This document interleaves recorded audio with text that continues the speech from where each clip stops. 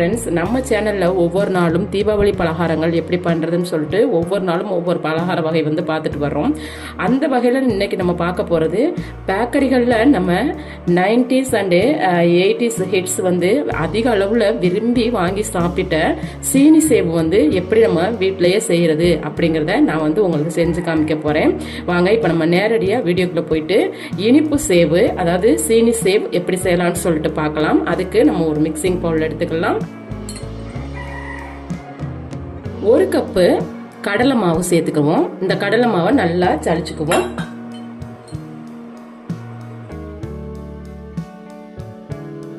ஒரு கப்பு கடலை மாவுக்கு 1/4 கப்பு அரிசி மாவு சேர்த்துக்கிறோம். கூடவே 1 பிஞ்ச் அளவுக்கு வந்து உப்பு சேர்த்துக்கிறோம். உப்பு கூட ஒரு அரை குழிக்கரண்டி நல்லா சூடான எண்ணெய் சேர்த்துக்கிறோம். பாருங்க எந்த அளவுக்கு சூடா இருக்கணும். இந்த எண்ணெய்க்கு பதிலாக நீங்க பட்டரும் சேர்த்துக்கலாம். இப்போ இதை நல்லா கலந்து விட்டுருவோம்.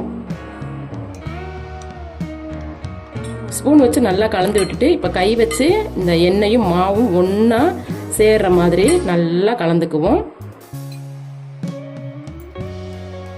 பாருங்க, நம்ம சூடான எண்ணெய் சேர்த்து மாவை நல்லா கலந்துட்டோம். அதனுடைய பக்குவம் பார்த்தீங்கன்னா இப்படி நம்ம இறுக்கி பிடிக்கும் போது கொழுக்கட்டை மாதிரி வரணும். அதை உடைச்சு விடும்போது உதிரணும்.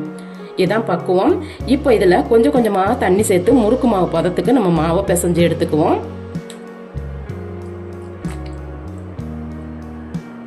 ஒரே நேரத்தில் தண்ணி சேர்த்துடக்கூடாது, கொஞ்சம் கொஞ்சமாக தான் சேர்க்கணும்.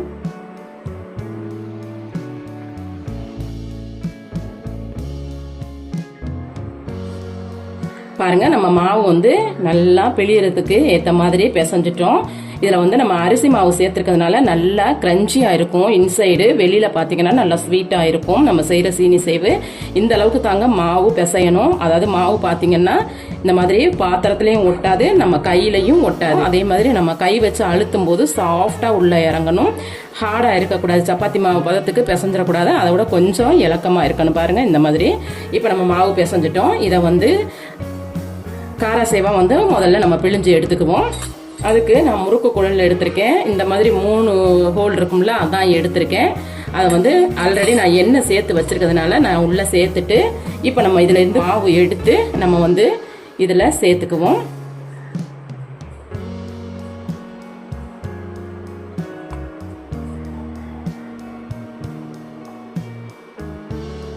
இப்போ இதை க்ளோஸ் பண்ணிடுவோம். பாருங்க, நம்ம குழல்ல சேர்த்து வச்சிருக்க மாவை இப்ப காராசேவா பிழிஞ்சு எடுத்துக்கிறோம். அதுக்கு முன்னாடி எண்ணெய் சூடா இருக்கான்னு சொல்லிட்டு பாத்திரலாம். பாருங்க, எண்ணெய் நல்லாவே சூடா இருக்கு. இப்ப இதுல பிழிஞ்சிடுவோம்.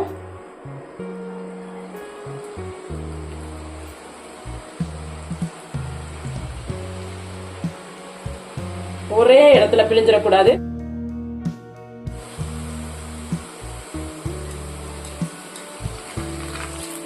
எண்ணெயில மாவு சேர்த்த உடனே அடுப்பை மீடியம் ஃப்ளேம்ல வச்சிடணும். ஒரு சைடு பொரிஞ்ச உடனே அடுத்த சைடு திருப்பி விட்டுருவோம்.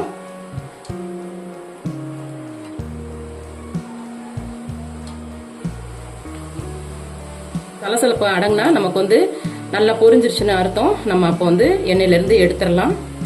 பாருங்க, எண்ணெயினுடைய சலசலப்பு எல்லாம் அடங்கிடுச்சு. பாருங்க, இப்ப நம்ம இதை எடுத்துருவோம்.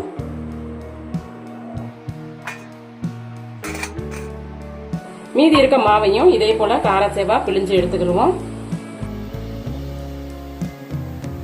இந்த சீனி சேவு வந்து 90s அண்ட் 80s ஹிட்ஸ் வந்து சாப்பிடாதவங்க இருக்கவே மாட்டாங்க. அவ்வளோ விரும்பி சாப்பிடக்கூடிய ஒரு சீனி சேவு தான். இன்னைக்கு காலப்போக்கில் நம்ம மறந்துட்டோம். அதை வந்து நான் இந்த வருஷம் தீபாவளிக்கு நான் உங்களுக்கு கொண்டு வந்திருக்கேன். நீங்களும் இதே போல செஞ்சு பாருங்க. வீட்டில் செஞ்சு இதை வந்து ஸ்டோர் பண்ணி வச்சுக்கிட்டீங்க அப்படின்னா இது ரொம்ப நாளைக்கு கெட்டு போகாம இருக்குங்க. பாருங்க, பபிள்ஸ் எல்லாம் அடங்கிடுச்சு. நம்ம இப்ப இதை எடுத்துருவோம். பாருங்க, நம்ம எடுத்துக்கிட்ட எல்லா மாவையும் காராசேவா எண்ணெயில பொரிச்சு எடுத்துட்டோம். இதை இப்ப நம்ம உடைச்சு விட்டுருவோம். ரொம்ப பெருசாவும் உடைச்சிடக்கூடாது, ரொம்ப சிறுசாவும் உடைச்சிடக்கூடாது. ஓரளவுக்கு இதை வந்து உடைச்சு விட்டுக்குருவோம்.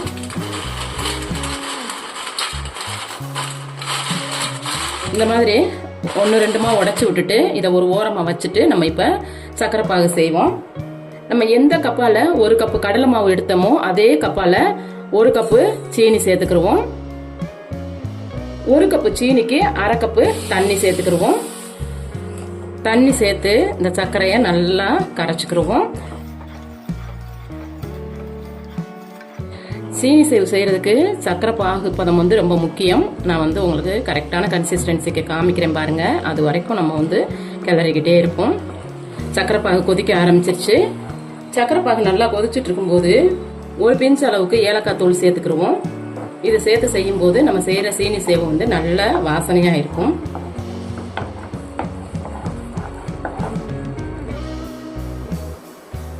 பாருங்க, ஒரு கம்பி பதம் தான் வந்திருக்கு. இன்னும் கொஞ்ச நேரம் கொதிக்கணும்.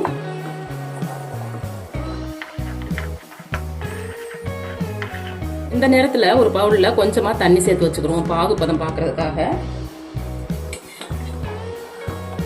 பாருங்க, கொஞ்சம் டைட் ஆகுது. நம்ம இப்ப இதுல விட்டு பார்ப்போம்.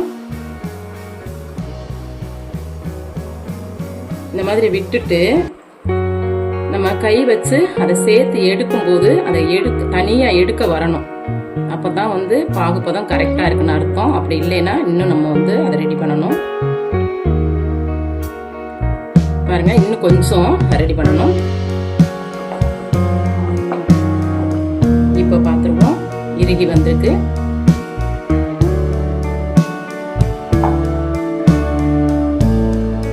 கரெக்டான பதத்துக்கு வந்துருச்சுங்க. கையில் எடுத்து உருட்டும் போது அது அப்படியே தலன்னு இருக்குன்னு பாருங்க. இந்த மாதிரி இருக்கணும். இதுதான் கரெக்டான பதம். இப்போ நம்ம வந்து அடுப்பை லைட்டாக குறைச்சி வச்சுருவோம். குறைச்சி வச்சுட்டு நம்ம இங்கே வச்சுருக்க காரா சேவை இதில் சேர்த்துருவோம். கொஞ்சம் கொஞ்சமாக சேர்த்து நம்ம கிளறிக்கிட்டே இருப்போம். இது மேக்ஸிமம் 2 பேர் இருந்து செஞ்சால் சூப்பராக வந்துடும். நம்ம ஒரு ஆளாக செய்கிறோம். இப்போ இது வந்து நல்லா கலந்து விடணும்.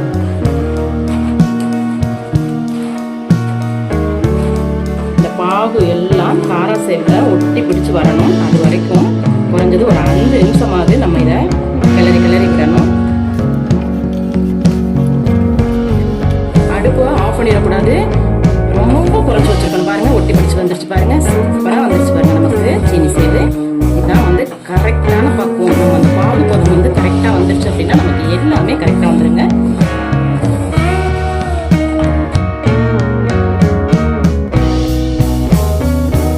சீனி சேவு வந்து ரெடி ஆயிடுச்சு. இதை வேற ஒரு பாத்திரத்துக்கு மாத்திக்கிறோம்.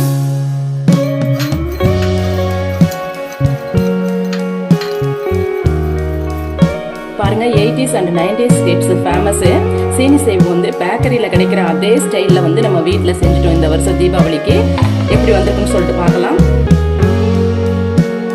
முதல்ல அதனுடைய கிரன்ச்சினஸ் பார்த்துடலாம். பாருங்க,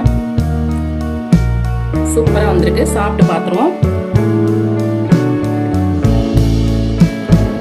செம்ம சூப்பராக வந்திருக்குங்க. இதே போல் இந்த வருஷம் தீபாவளிக்கு நீங்களும் சீனி சேவ் செஞ்சு உங்கள் தீபாவளியை கொண்டாடுங்க. நான் பண்ணியிருக்க இந்த சீனி சேவ் உங்களுக்கு பிடிச்சிருக்கு அப்படின்னா அந்த வீடியோக்கு ஒரு லைக் கொடுங்க. என்னுடைய சேனலை சப்ஸ்கிரைப் பண்ணுங்கள், கமெண்ட் பண்ணுங்கள், உங்கள் ஃப்ரெண்ட்ஸுக்கும் ஷேர் பண்ணுங்கள். மீண்டும் நல்லதொரு ரெசிபியில் உங்களை சந்திக்கிறேன். அது வரைக்கும் நன்றி, வணக்கம்.